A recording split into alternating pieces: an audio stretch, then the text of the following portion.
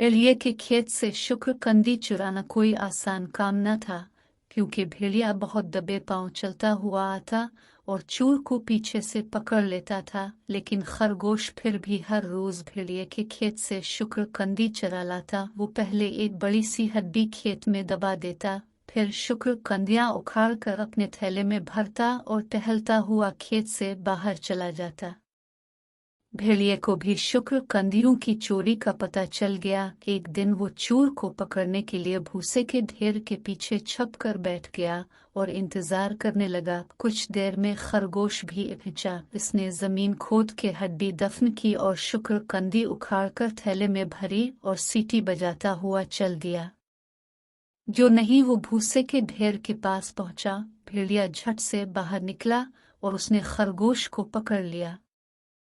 तुम मेरे खेत में क्यों आए? भेड़िए ने पूछा। खरगोश ने कहा, मैं खुद नहीं आया, हवा तेज थी, उसने मुझे उड़ाकर तुम्हारे खेत में ला फेंका। भेड़िए ने पूछा, फिर तुमने मेरी शुक्रकंदी क्यों तोड़ी?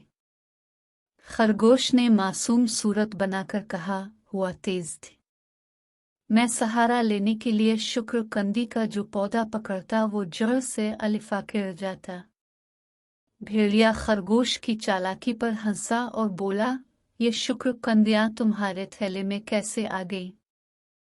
खरगोश ने मिस्कीनी से कहा, मैं भी इस पर गौर करता हुआ जा रहा था कि तुमने पकड़ लिया। भेड़िया चीख कर बोला, बस बस, अपनी बकवास बंद करो और कान खोलकर सुन लो कि आज तुम्हारा कीमा पकाया जाएगा। खरगोश ने फौरन कहा, तुम भी कान खोलकर सुन लो कि मैं तुम्हें एक राज बताने वाला था जो अब कभी ना बताऊंगा। वो क्या है भला? भेड़िए ने इश्तियाक से पूछा। खरगोश होंठ भींच कर बोला, बिल्कुल नहीं बताऊंगा, बेशक तुम मेरा कीमा बनाओ, अब बोटियां उड़ा दो। अब भेड़िए का इश्तियाक बढ़ा। वो जितना पूछता, खरगोश इतना ही इनकार करता रहा। आखिर खरगोश ने कहा, तुम ये समझते हो कि मैं उन शुक्रकंदियों की खातिर तुम्हारे खेत में आया था? ये बात बिल्कुल नहीं है भैया जी। तो फिर? भेड़िए ने पूछा। खरगोश ने कहा, मैं डायनासोर की हड्डियां लेने तुम्हारे खेत में आया था। मुझे मालूम हुआ था कि वो तुम्हारे खेत में दफन है। भेड़िए ने कहा, मैंने तो कभी डायनासोर का नाम नहीं सुना, पता नहीं तुम ये क्या जिक्र ले बैठे। खरगोश ने हैरानी से कहा, अरे तो क्या तुम डायनासोर का नाम नहीं जानते? भैया जवान हड्डियों को खा लेता है, वो अपने से सैकड़ों गुना ताकतवर जानवर को मार गिरा सकता है। भेड़िए को खरगोश की बातों का यकीन न आया। खरगोश ने फिर कहा, ना मानो तुम्हारी मर्जी, अगर मुझे मिल गई तो सबसे पहले तुम्हें मार गिराएगा, समझे? खरगोश ने लंबे लंबे सांस लिए और जल्दी से बोला, ओ ठहरना जरा, क्या तुम्हें भी कुछ खुशबू आई भैया? भेड़िए ने भी लंबे लंबे सांस लिए। इससे करीब ही दफन की हुई हड्डियों की खुशबू आई जो सुबह खरगोश ने दफन की थी।